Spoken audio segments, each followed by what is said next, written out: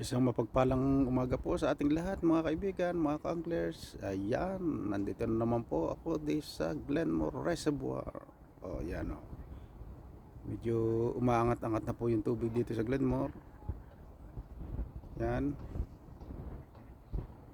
Kaso medyo malabo po siya. Malabo ang tubig. Kaya posible ang mahuhuli natin dito ay borbot. Yan. Posible. Ito pong Glenmore Reservoir, normally kapag nakasarado na po yung dam doon sa dulo, hanggang dyan po sa itaas na yan ng tubig. Yan, kita po niyo yung mga bato na to, hanggang itaas po niya yung level ng tubig kapag nakasarado na po yung dam doon sa dulo. Kasi po itong Glenmore Reservoir, ito po yung tubig na nagsusupply sa buong Calgary. Ayan, ito po yung reservoir na nagsusupply ng tubig sa buong Calgary.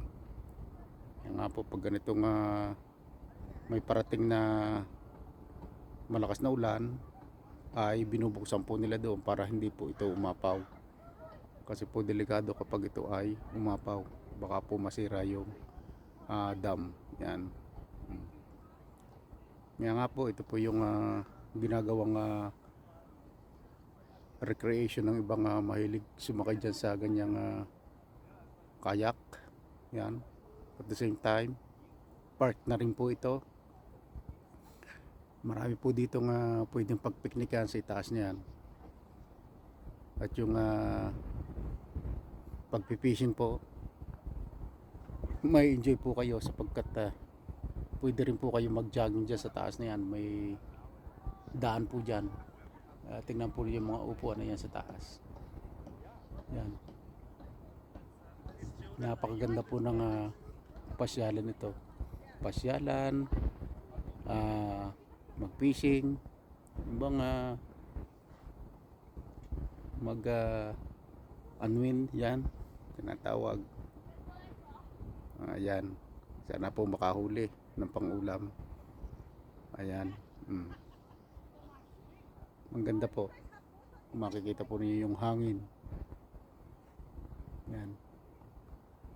So kapag po ito'y punong-puno, dyan lang po kami po pisto sa taas na yan. Yan. So napaka lalim. Biro nyo, buong yan, napakaluwang yan. Ito po yung Glenmore Reservoir.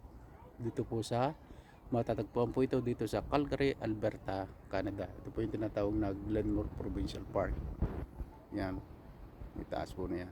Saka marami po dyan nag-aaral ng sumasakay sa ganyan. Yan. Bawal lang po dito kung maligo. Hindi po pwedeng maligo rito. Ang ganda. Yan nga po, pag napupunta ko rito, nawawala yung pagod mo sa isang linggo. Nakakawala ng pagod. Stress reliever po itong aking pagpipising. Ayan. Ganda pong pagmasdan. Hindi pa lang po kinakainan itong aking inihagis na pain. Bulati po ang aking pain. Yan. Maganda. Life in Canada. Yan. Don't forget to subscribe dito po sa aking YouTube channel.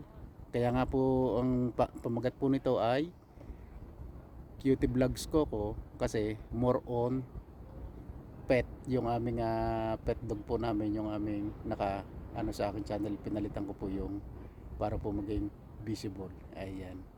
Salamat po. Don't forget to subscribe.